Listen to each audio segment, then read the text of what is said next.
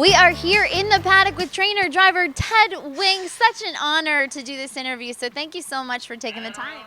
Thank you very much. So share how you first got involved in the sport, because I understand you were very young, you're second generation. When was the first time you sat behind a horse?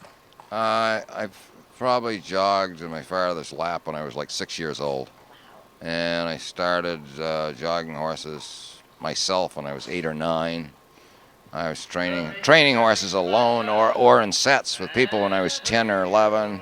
And I started driving when I was 16, 1964. Wow, so you knew early on this is what you wanted to do. Yeah, this is still, I have never had another job. I've been self-employed my whole life. I own horses, I train horses, and I still drive my own horses. But this is all I've ever done. This is, if I had to do all over again, I'd do the same thing. And, just not everybody's lucky enough to really love something this much that they've never had any idea of doing anything else. So you've been excellent at this sport, but there was another sport years ago that you were involved in, and you almost were a professional skier. Give us the backstory on that. Well, I had a chance. I was a good skier in high school. You couldn't race horses in the winter in Maine. That's where I come from originally. And because they always had about 4 feet of snow. So I was a good skier, and I won a lot of junior national championships, ski events, and I had a chance to go to the Olympics to ski slalom as an alternate, which means you go to the Olympics, and if somebody breaks their neck, then you ski. So I didn't think that was a very good idea, so I didn't go, and then I went on, and I left Maine, and I went to Rockingham Park, which is in New England, and Foxborough, and Suffolk Downs, and I was there for a long time, until 1976, and then I came to the Meadowlands, and I live in Jersey and have since 1976. You have driving titles at the Meadowlands. What are some memorable wins for you, or memorable horses you've been behind? Well, it's hard to say. Like Skip by Night was a great horse. He won like 12 in a row, and he won the George Morton Levy final. I had a really good horse called Butler BG, who was undefeated as a 2-year-old. He came back as a 3-year-old and won $600,000. The greatest horse that I had financially was a horse called Prince Royce that I bought as a yearling for $21,000. And the third start of his life as a 2-year-old at the Meadowlands, he was second in the Woodrow Wilson, and the purse on the Woodrow Wilson in 1987, I believe it was, or maybe 88. The purse on the Woodrow Wilson was $1,600,000, and I finished second. So I got $400,000 for being second, and that was, the epitome, I think. Owning a horse, training the horse, and driving the horse. That was probably the greatest feeling ever. How is that a different relationship? Because a lot of times nowadays there's catch drivers, there's trainers. You're doing it all because you're owning it as well. How is that a different dynamic? Well, I don't know. I tried. I always owned, trained, and drove. There was about an 8-year period in the 90s that I just catch drove. And I didn't like it. I liked driving the horses, but I missed training my own. So I went back and I bought some horses and started over again. There was only an 8-year period out of a 48-year career that I didn't own. And I've always owned my own horses. And a lot of times with a partner. Right now, he doesn't own any with me, but the thing is, he's always there if I need him. Like if I get spending too much money, he's there to pull in the reins, so to speak. Yeah. But no, this is all I've ever done. This is all I ever will do. How many horses do you have now that you're working with? I have five. Pacers, trotters, any preference?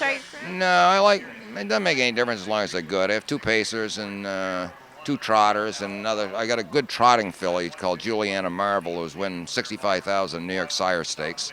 She races Saturday at Yonkers, and Consolation, she races $50,000 on Saturday. But, kind of well balanced. I got a few decent claimers, and, I just, at 63, I'm just kind of happy to be doing this. I love getting up. I love going to the barn. I love training horses, and I always did. And then I like racing a couple of days a week. I don't like racing every night anymore. No. Does that throw off your timing? How have you kind of developed? Well, no, it doesn't throw off my timing at all because this is all I've ever done. Like if I died and woke up, I'd still know how to do this because this is all I ever did. I never did nothing else. I was terrible in school because I wouldn't pay attention because I was reading race programs. So I'm no different now than I was when I was 16. So, you know. You truly live and breathe the sport. Do you have a preference as far as track size goes? A half mile, 5/8 mile?